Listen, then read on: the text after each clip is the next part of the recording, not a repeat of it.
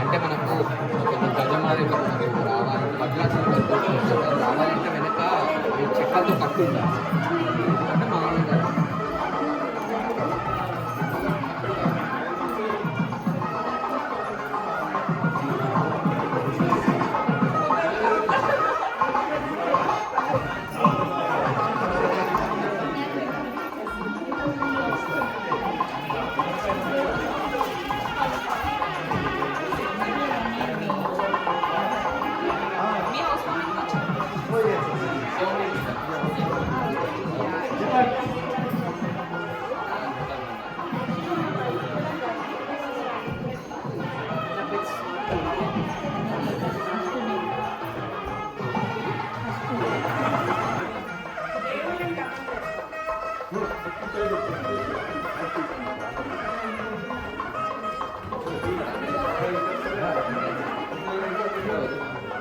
కొంచెం లోపల రండి, కవర్ అయిపోతున్నాయి. ఇంకొంచెం లోపలికి. ఓకే, 1 2 3.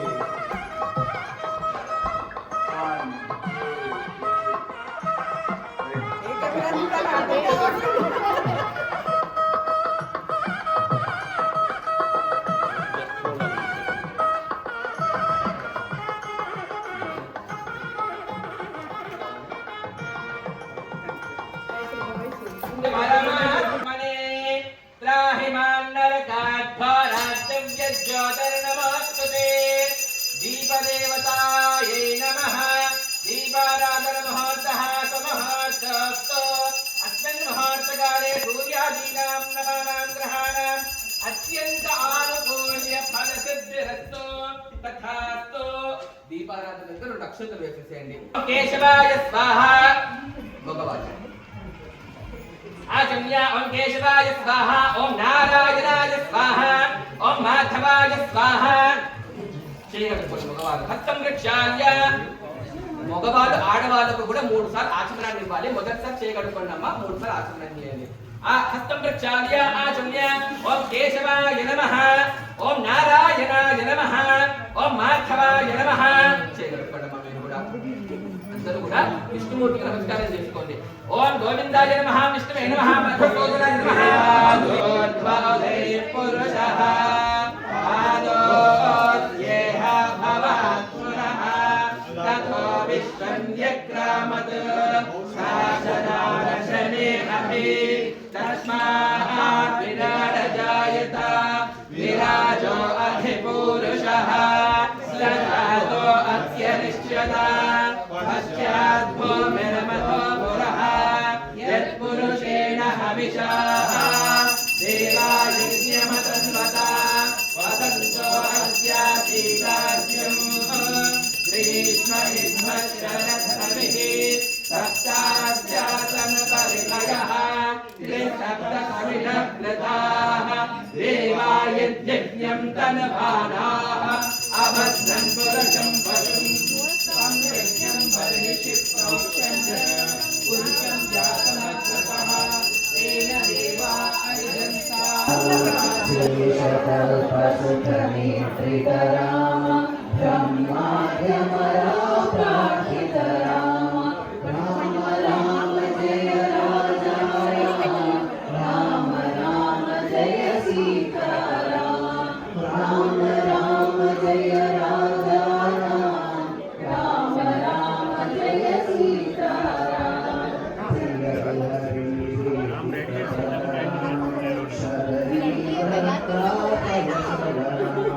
ప్రియ గృహి నివేదిత పద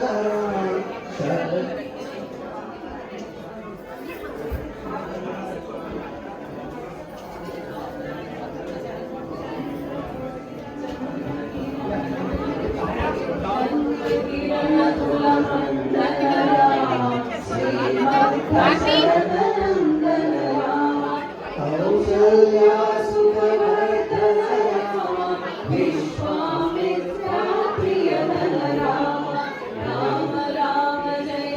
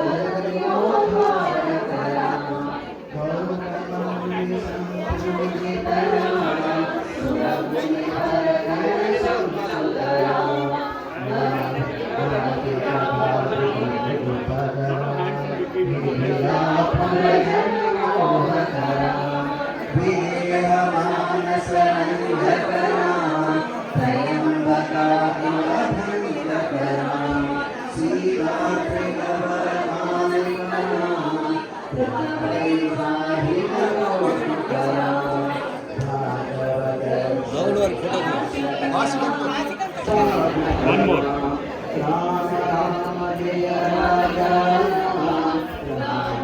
అక్కడ ముగ్గురు అంటే టీం ఉన్నప్పటికీ అమ్మవారి తర్వాత ఇంకా నాకు సంబంధాలు ఇక్కడ ఎవరుంటారో వాళ్ళ టీమే.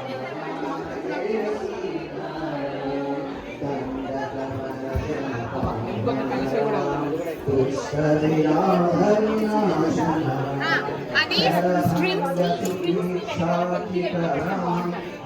జస్ట్ ఒక్క టేప్ పెట్టి వాడవద్దు వాడచ్చు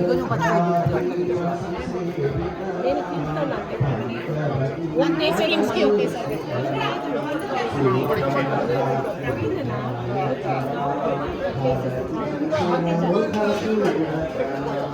ఇది ఒక్కటే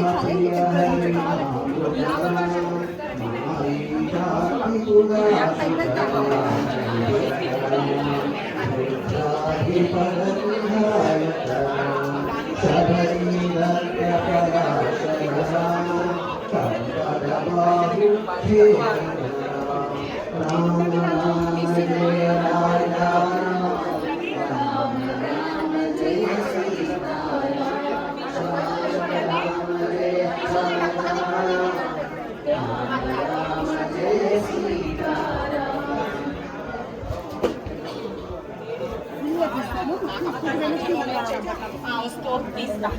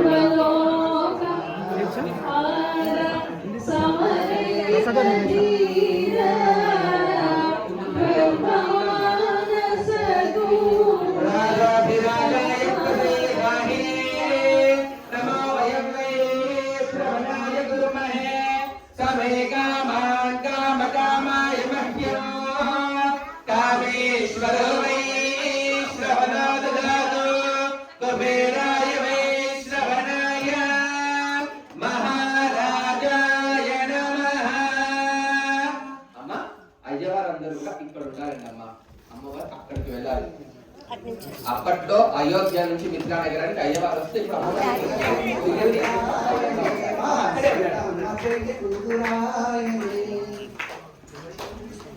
అయితే ఈ ఎదుర్కోలు ఎదురు సన్నాహం అనే కార్యక్రమాన్ని ఎందుకు చేసుకుంటామంటే కూడా ఒక పెద్ద చిత్తొచ్చి పడిందండి. విశ్వామిత్రులు వారు ఏం చేస్తారంటే కూడా రామ లక్ష్మణుడు యజ్ఞ యాగాదులకు రక్షణ కోసం అని చెప్పి తీసుకొచ్చేసారు. కానీ విశ్వామిత్రుడి యొక్క సంకల్పం ఏంటి అంటే రామచంద్రమూర్తిని సీతమ్మ వారితో కలపాలి అని. అయోధ్య నుంచి మిథిలా నగరానికి దాకా వచ్చున్నారు. ఊర్లోకి ఎంటర్ అవ్వలేదు, ఊరు బయట మాత్రమే ఉన్నారు. లక్ష్మీమ్మ వారు అప్పటికి ఆడుకుంటూ సీతమ్మ వారు రాముడి యొక్క కొంటి చూపుతో చూస్తూ సిగ్గుపడుతుంది కానీ ముందుకు రాలేకపోతుంది. అయితే ఒకరి యొక్క గుణగణాన్ని చెప్పుకుంటూ కూడా దగ్గరకు వచ్చేసి కూడా దండగణం కూడా మార్చుకుంటూ ఉంటారు. అమ్మ ఇటువైపు రాముల వారు ఉన్నారు, లక్ష్మణుల వారు ఉన్నారు, హనుమంతుల వారు ఉన్నారు. అయినప్పటికీ మీరు తగ్గాలనే రూల్ ఏమీ లేదండి. అయ్యా మనము అయోధ్య నుంచి వచ్చున్నామండి, అలసిపోయి ఉన్నాం చాలా వరకు. సో మనకు రాముల వారిని వివాహం చేసుకోవాలంటే కొంచెం మనం కూడా తగ్గకూడదు, వాళ్ళే రమ్మని చెప్పారంట కూడా పెట్టుకున్నాం. అన్నిటికన్నా పెద్ద అడుగు ఎవరికి పడింది ఏమిటి అంటే ఎప్పుడు చిక్కు ఒకటి మొదటి అడుగు పడిన తర్వాత మిగతా అడుగులన్నీ ఆటోమేటిక్ గా మన వద్దన వాళ్ళే పరిగెత్తుకుంటూ వెళ్ళిపోతారు. కానీ మొహమాట పడి ఫస్ట్ అడుగు ఎవరయ్యాడన్నది కూడా తెలుసుకున్నామండి. అయితే రాముల వారు ఎప్పుడైతే జన్మ తీసుకున్నారో అది వైకుంఠం నుంచి లక్ష్మీ అమ్మవారు చూసి ఒక రాములొక్కలే వదిలేస్తే నన్ను వదిలేస్తారు, నా ఇంట్రడక్షన్ కూడా ఉండాలని చెప్పేసి సాక్షాత్ అఖిలాండేశ్వరి అమ్మవారి యొక్క అనుగ్రహము, సాక్షాత్ సీతామ్మ లక్ష్మీ అమ్మవారి యొక్క అనుగ్రహము, అవతారము సీతా అమ్మవారు. సో మొదట రాముల వారి కోసం అవతారం తీసుకున్నారు సీతా అమ్మవారు. భూగర్భజాత భువనైక మాత అంటారు సీతమ్మ వారిని. అలాంటి అమ్మవారు ఒక్క అడుగు వేయలేరా? ఒక్క అడుగు వేయొచ్చండి.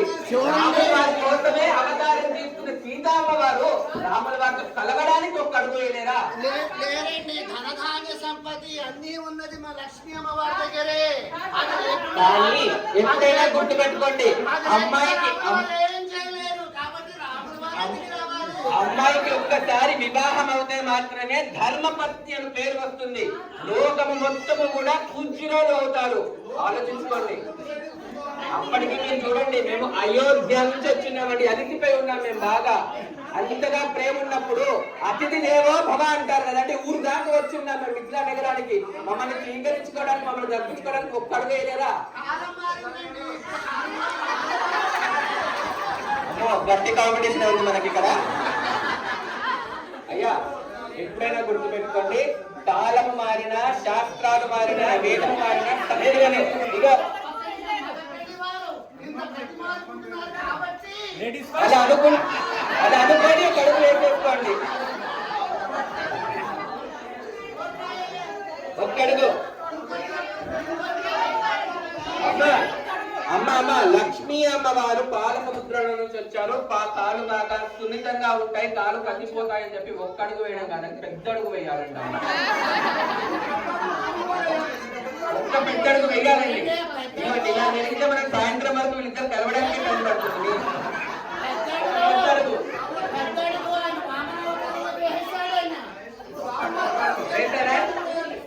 అమ్మా ఎంత కాదైనప్పటికీ వివాహము కాకపోతే రాముడి వారిని రామ అని అంటారు. వివాహం అయితేనే శ్రీరాముడు వారు అవుతారు. అంటే రాముడి వారి యొక్క లేని జన్మ సంపూర్ణము కాదే కాదు. దానికోసం అని చెప్పి మనము 2 అడుగులు ఏమా 2 అడుగులు ఒక్క 2 అడుగులు పెడుతుంది. కానీ చూడండి, మేము ఒక తరపు వాళ్ళే కూడా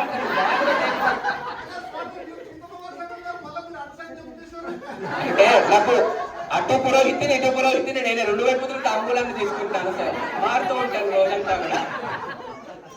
అమ్మా స్వామి వారు ఆజానుబాహుడండి. ఒక్క అడుగు వేస్తే 4 అడుగులు వేసినట్లు. సమానంగా ఒక 4 అడుగులు వేయలేరా మీరు? అది పోటీ వచ్చేసేయండి. అబ్బా అటు తరపున కూడా రాముల వైపు పక్షపాతంగా ఉన్నారండి. చూడండి, రాముడు వారు ఎంత గొప్ప వీరుడే అయినవ్వండి, ఎంత గొప్ప శూరుడే అయి ఉండండి. కానీ లక్ష్మి అనేది లేకపోతే ఏం చేస్తాం మనము? అష్టలక్ష్మి యొక్క అనుగ్రహం అనేది ఉండాలిగా. కాబట్టి అయ్యా 2 అడుగులు అయితే కంపల్సరీగా వేయాలి. అష్టలక్ష్మి 8 అడుగులు నేను చెప్పట్లేదు కాబట్టి 2 అడుగులు అయితే వేయాలి మీరు. ఏంటండి 2 అడుగులు చాలండి.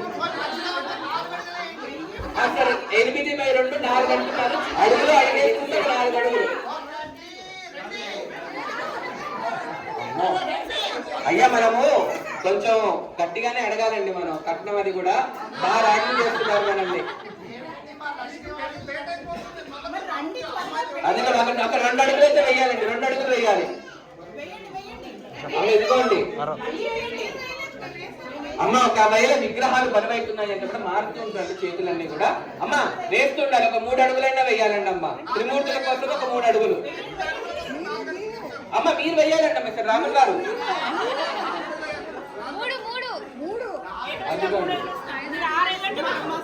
అమ్మ ఆడదర్పు వాళ్ళందరూ కూడా ఒక విషయం చెప్తానండి.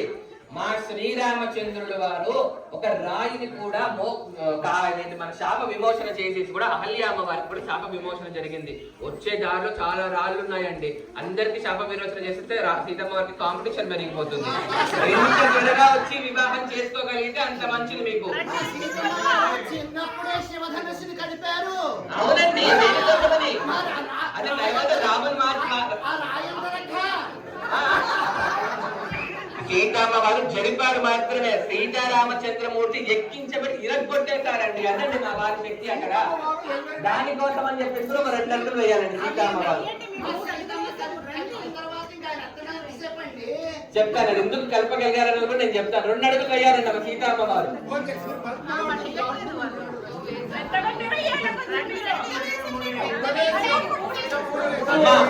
నిజానికి చెప్పాలని అదేనండి ఊరి నుంచి తీసుకురావాలి కదా. కానీ ఆడపెళ్లి వాళ్ళందరూ అంతా పని చేసి అలసిపోయారండి. వాళ్ళు ఒక్క కాలు వేయలేకపోతున్నారు. ఒక్కడుగు ముందుకు వేయడంతో అది పరాజయం కాదండి. సీతారామచంద్రమూర్తులు సీతామ్మవారు కళ్యాణం చేసుకుంటున్నారు అంటే ముక్కోటి దేవతలు, ఇంద్రాది అష్టదిక్పాలకులు, ఆదిత్యాది నవగ్రహాలు, గణపత్యాది పంచలోక పాలకులు, ముక్కోటి దేవతలందరూ కూడా ముల్లోకాల నుంచి ఎదురు చూస్తున్నారు. వారందరి కోసం అని చెప్పేసి కూడా ఇద్దరు కలిసి ఒక 3 అడుగులు వేయలేరా? ఇద్దరు కలిసి సమానంగా మేము మూడేస్తాం, రెండేంటి మేము మూడేస్తాం. మనం అనుకుంటున్నామండి సీతారామచంద్రమూర్తులు ఇద్దరు కలిశారు అంటే కూడా అదేదో వాళ్ళ లాభం కోసం కాదండి. వాళ్ళ కళ్యాణముతో కూడా లోక కళ్యాణం అనేది కూడా ఒక ముడిపడి ఉందండి. ఆ లోక కళ్యాణము కొరకని చెప్పేసి కూడా ఇద్దరు దంపతులు ఇద్దరు దగ్గరగా వచ్చి పూలదండలు మార్చుకోలేరా? మనందరి కోసం లోక కళ్యాణం కోసం మార్చుకోలేరా? ఇద్దరు దగ్గరగా వచ్చేసి కూడా పూలదండలు మార్పిచ్చేస్తాను. దగ్గరగా వచ్చేసేయండి.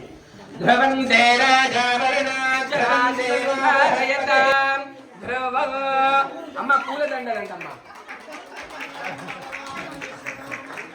కళ్యాణ రామ భగవానికి, సీతావల్లభ స్వామి వారికి, శతమానం భవతి శతాయ స్పర్శేంద్రియ ఆయుష్యేంద్రియే ప్రతిష్టతే ధాన్యం ధనం బహు పశుపుత్ర లాభం శత సంవత్సరం దీర్ఘమాయు రోచనో రోచమాన శోభమాన కళ్యాణ సర్వకార్య దిగ్విజయ ప్రాప్తిరస్తు తథాస్తు. సత్యా సంతు యజమానస్య కామాః రోచనో రోచమాన శోభమాన కళ్యాణః. నిజానికి ఎప్పుడైతే రాముల వారు సీతమ్మ వారిని చూసేశారో అప్పుడే ఎన్ని అడుగులైనా వేసేసి అమ్మవారి దగ్గరకు వెళ్ళిపోదాం అనుకున్నారు. ఎంత కాదైనప్పటికీ అబ్బాయి తరపు వాళ్ళం కాబట్టి కొంచెం మానం చేస్తాం అంతేనండి. వచ్చేసి అందరూ కూడా స్టేజ్ ఎక్కిద్దాం రండి. అమ్మవారు ఇద్దరు కూడా ఎదురు సన్నాహం అని చేసుకున్నారండి. అంటే కళ్యాణానికి ఒప్పేసుకున్నారు ఇద్దరు కూడా. ఇక్కడ నుంచి కళ్యాణ కార్యక్రమాలన్నీ కూడా మొదలవుతాయండి. ఇక్కడ మనకి ఎంత శ్రద్ధగా అయితే మనం పూజంతా ఫాలో అయ్యామో ఇక్కడికి డబల్ శ్రద్ధతో కూడా ఉండాలండి. ఇక్కడ నుంచి గణపతి పూజ, పుణ్యాహ వాచనాది మొత్తం కళ్యాణ కార్యక్రమాలన్నీ మొదలవుతాయి.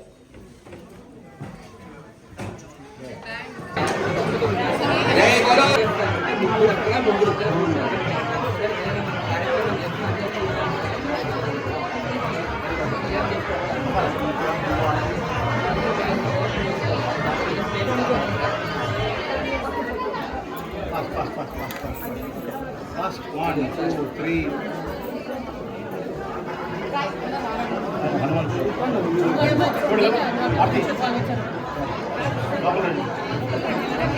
Yeah, 1, 2, 3.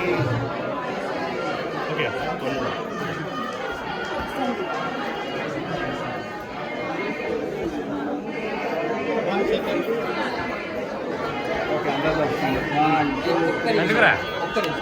వెనకనిలో ఉన్నారు.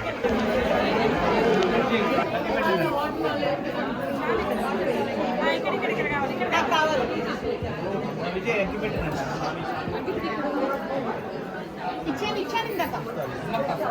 గంధం ప్లేట్ ఉండాలి.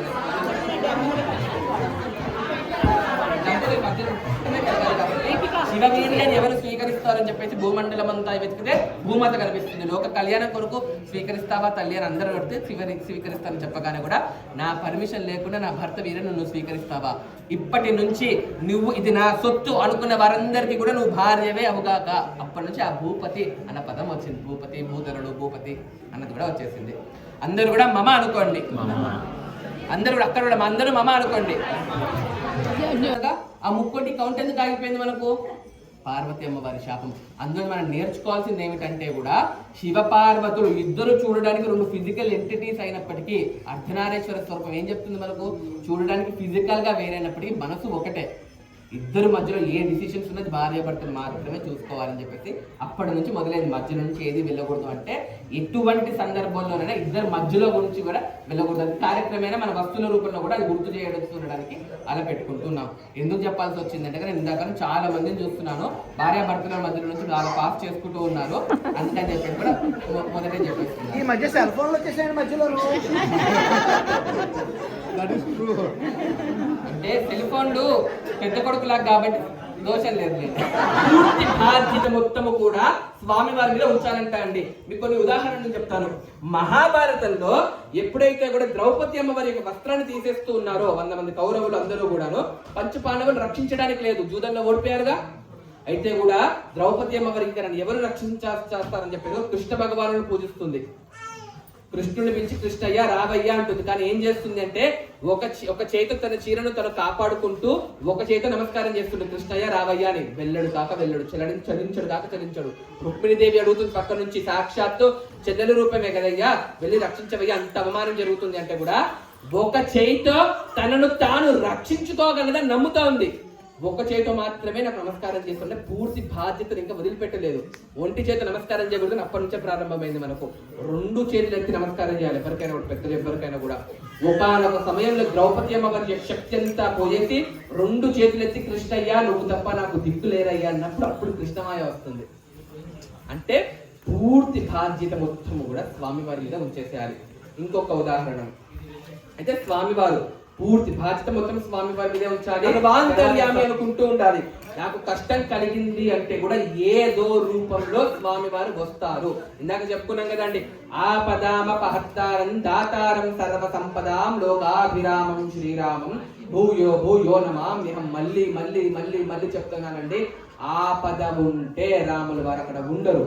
అసలు రాముల వారే అక్కడ ఉంటే ఆపద అనేదే ఉండదంట.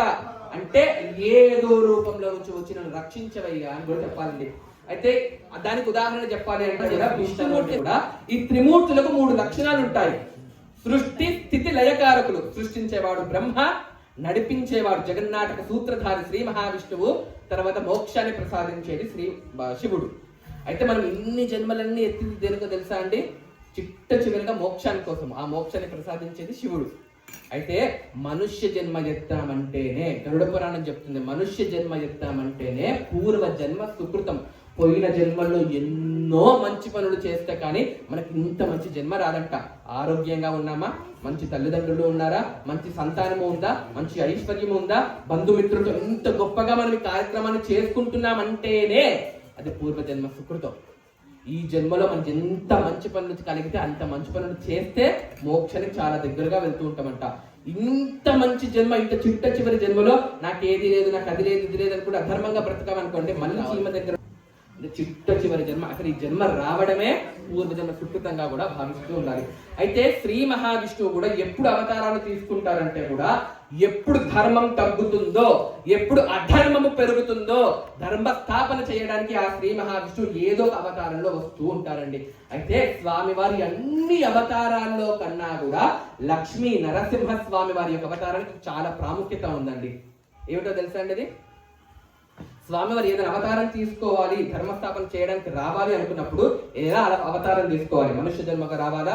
ఏ శక్తులు లేకుండా మానవుడు ఎలా బ్రతకాలో అలా బ్రతికి అందరికి ఆదర్శవంతంగా బ్రతకాలని చూపించడానికి రాముల వారి రూపంలో వచ్చారు.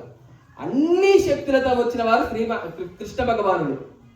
బ్రాహ్మణ జన్మ ఎత్తి గొడ్డలితో మొత్తం అందరి రాజులందరూ కూడా ధర్మంగా పరిపాలించారు. పరశురాములు అలా ఎవరి కడుపులో జన్మించాలి, ఏవేవి కర్తవ్యాలు చేయాలి, ఎలా ధర్మస్థాపన చేయాలని తెలిసి అవతారాలు తీసుకుంటారు శ్రీ మహావిష్ణువు. కానీ లక్ష్మీ నరసింహ స్వామి వారి యొక్క అవతారంలో ప్రాముఖ్యత ఏమిటంటే కూడా స్వామివారు ఎలా రావాలో స్వామివారికి తెలుసు. మనుష్య రూపం కాదు, జంతువు రూపం కాదు, నృసింహ రూపత్వంగా కూడా రావాలి. కానీ ఎక్కడ నుంచి రావాలో సాక్షాత్ స్వామి వారికి కూడా తెలియదు. ఇక్కడ ఆ చిన్ని భక్తుడు నా స్వామి సర్వాంతర్యామి అంతటా ఉన్నాడంటాడు. ఎక్కడ చూపిస్తే అక్కడ నుంచి రావాలి అంటే అంతటా ఉండాలిగా. ఇప్పుడు మొత్తము భూమండలం, నక్షత్ర మండలం, పర్వతాలు, నది, సముద్రం మొత్తం ప్రతి ఒక్క చిన్న అగ్నిరవ మొత్తము కూడా విష్ణుతత్వంగా మారిపోతుంది.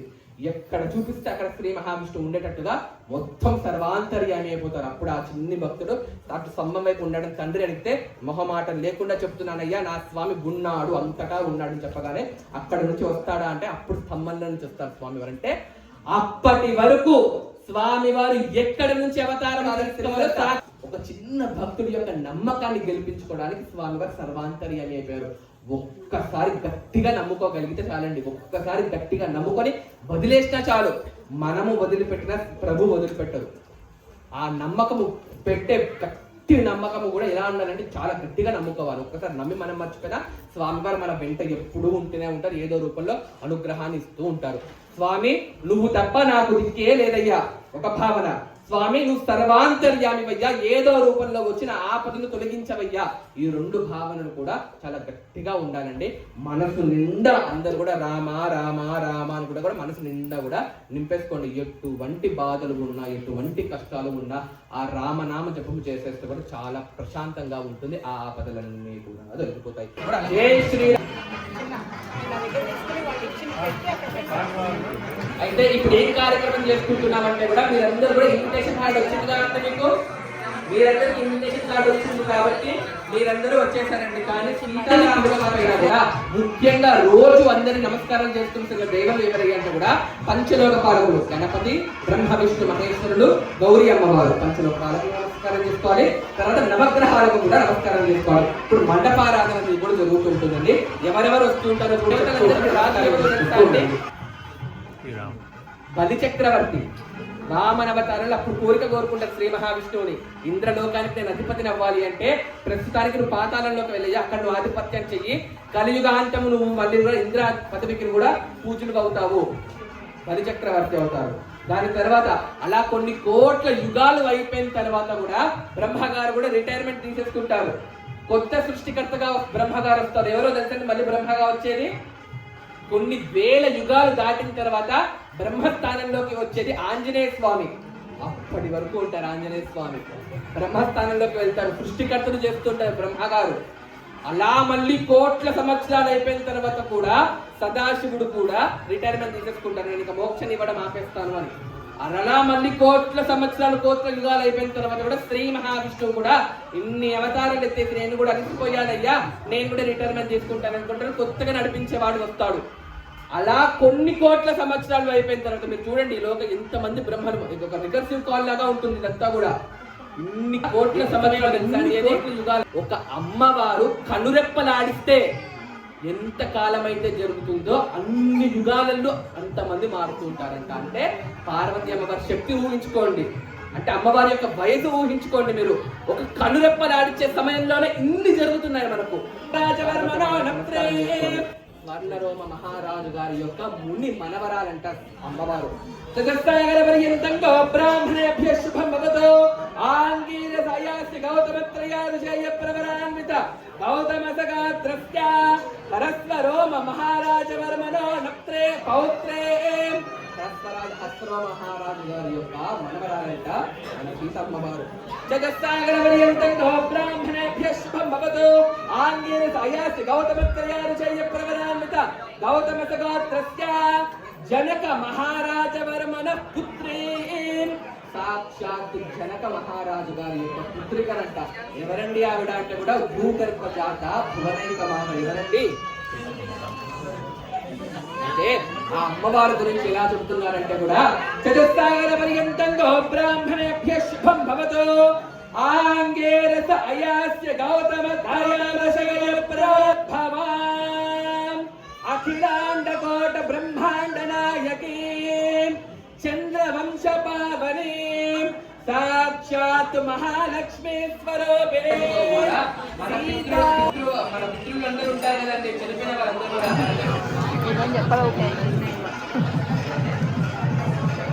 అన్ని పట్టుబట్టలకు కొత్త వస్త్రాలు అన్నింటి కూడా కారణం కూడా పస్తులు రాసుకోండి. ఇది ఇంకొక తాంబూలం వస్తుంది, 2 వస్త్రాలు, ఖర్జూరము, మా వారికి తగిలించి అయ్యవారికి తగిలించి అక్కడ పక్కన పెట్టేస్తుంది.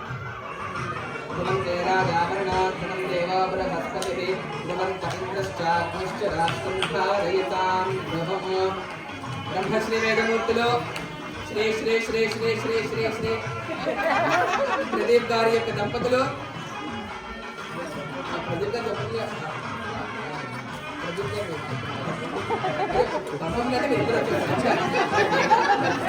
ఇద్దరి యొక్క దంపతులు అయ్యవారి తరపున ఉండేసి గొప్పగా కళ్యాణాన్ని మంచిగా పూర్తిగా చేసుకొని అయ్యవారికి సమర్పిస్తున్నారు. పట్టువస్త్ర ద్వయము